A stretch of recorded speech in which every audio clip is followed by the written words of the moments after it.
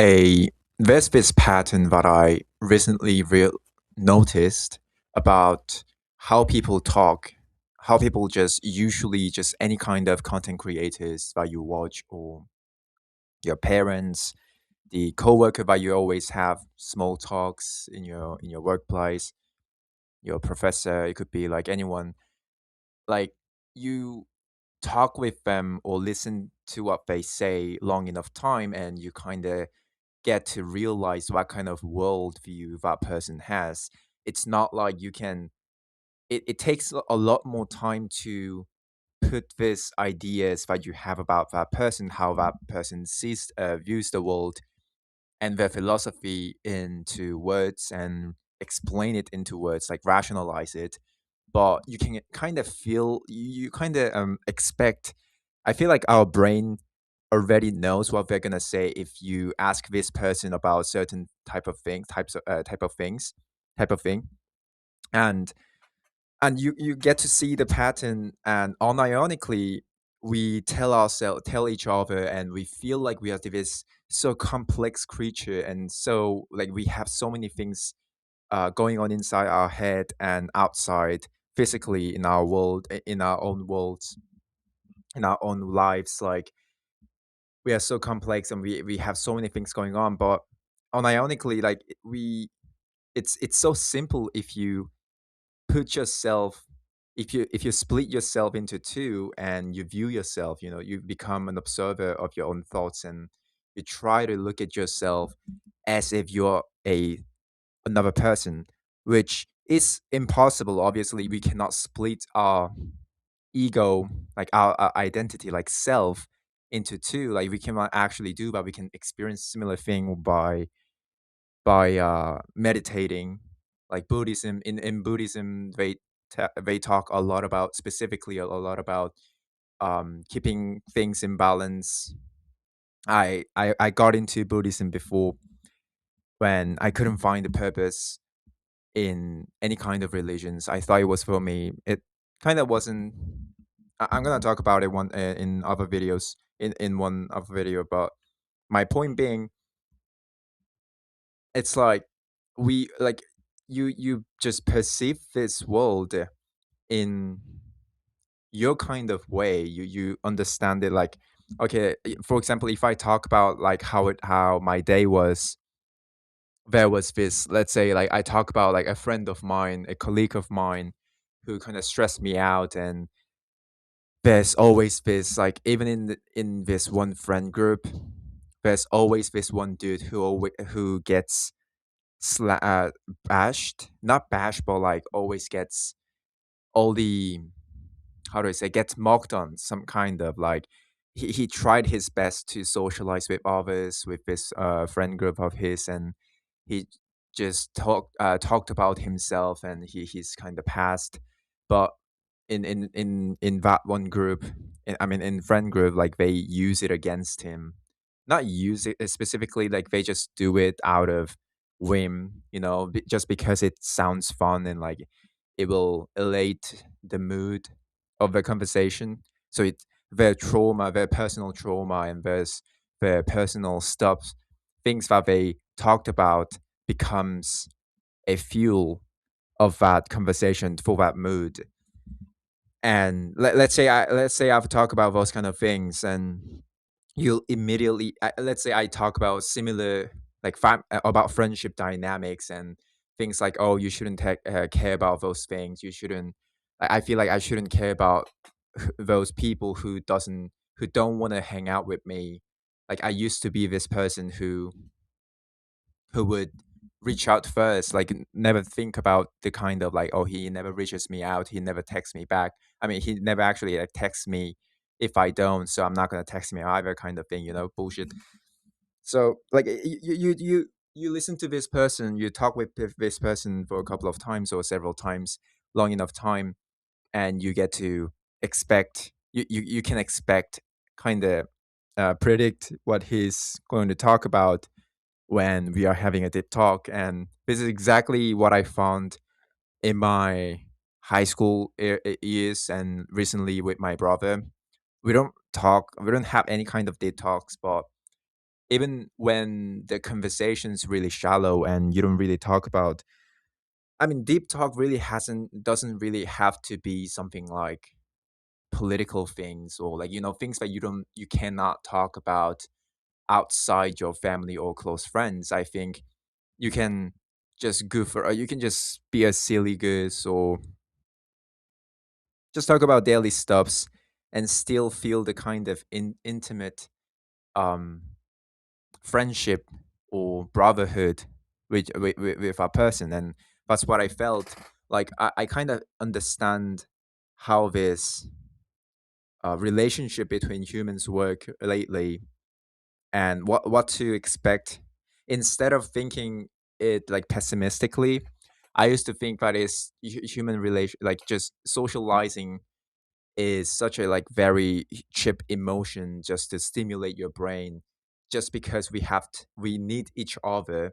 We need each other's recognition, another consciousness, for one conscious, like my consciousness, to fully develop. I need your recognition, I need your validations, I need you to make me feel like you care about me and you see me as an individual who matters to you. So I used to see it that way. Same goes for love. Didn't really thought that deep about socializing. Um, but now I kind of changed after kind of I realized but it all has, like, maybe the mechanism and the reasons why we do it, we need each other, could be that, it could be those reasons, like with those kind of depressing reasons. but but it's fun, most importantly, and it makes you have a purpose, more like you get to know more about this one person. But also at the same time, once you reach that wall, once you hit that wall, this person's just gonna keep on saying the same thing over and over again, just like I do. They like, if you I watched like so many, I'm sure I watched at least 20 to like even 30 different podcast channels back then when I was so into it. Like major ones like Joe Rogan, Chris Williamson, Andrew Huberman, those like big guys, and also including those like small, like relatively small creators.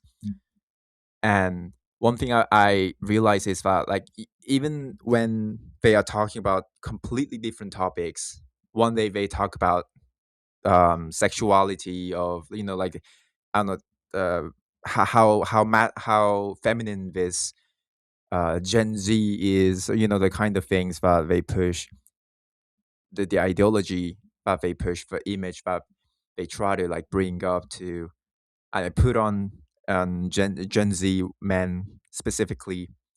And when they talk about, I don't know, like self improvement kind of things, like you kind of see the pattern. Like I cannot actually like say it like what it is, but it's, since it's that person, I feel like he's gonna say it in this way. I don't think he's gonna he'll be that judgmental about specific topic, since he's part of it, or like according, like, yeah, you get what I mean, like, considering that he's in this positions, and considering how he's talked about his own past and kind of things, you can kind of predict and expect what that person's gonna say. And you hit this wall, and it requires you to be kind of like one of, like, the closest person of that person, in order to like kind of access to what he actually is, what that person's deeper self is. And I think it goes for everyone. So like, it really is, at the end, like, if you meet as many people as possible and have just decent conversations every single day, and let's say like we could play, like we can socialize with this one person, or we can just socialize as if we are gaming. So just like gaming, oh, I think this dude's from Arab. I've never met anyone anyone from Arab in my entire life.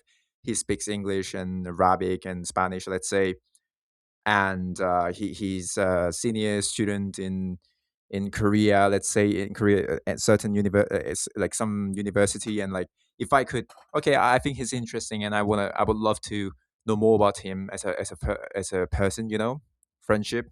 I purchase it, I mean purchase, and we get to know each other throughout like I don't know 2 weeks or like a month span of time, and you get to kind of like 100% master this person. I don't know, like if that sounds ridiculous, but I feel like it would be such a good way to explore your even yourself, since we discover a lot about ourselves while talking to others.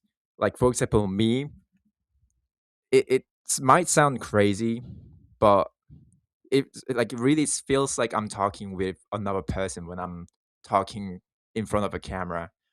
And even though it's just me talking, like it's more like I'm presenting my thoughts. I'm just thinking out loud in front of a camera, and like speaking through into mic. It really feels like I'm talking to a person, and the weird part is it makes me listen to what I think about certain topics and listen to what I'm going through, like who I am, like what are the things that bother me, what are the things that's bothering me at that moment in that day, like what have I done if I don't have if any kind of ideas any ideas don't come across my mind, like it's not there in my head already before hitting record button, then I immediately know that okay, today I did something wrong. Like anything, it could be anything, but today wasn't a successful day. Today wasn't the A+ day that I can give myself.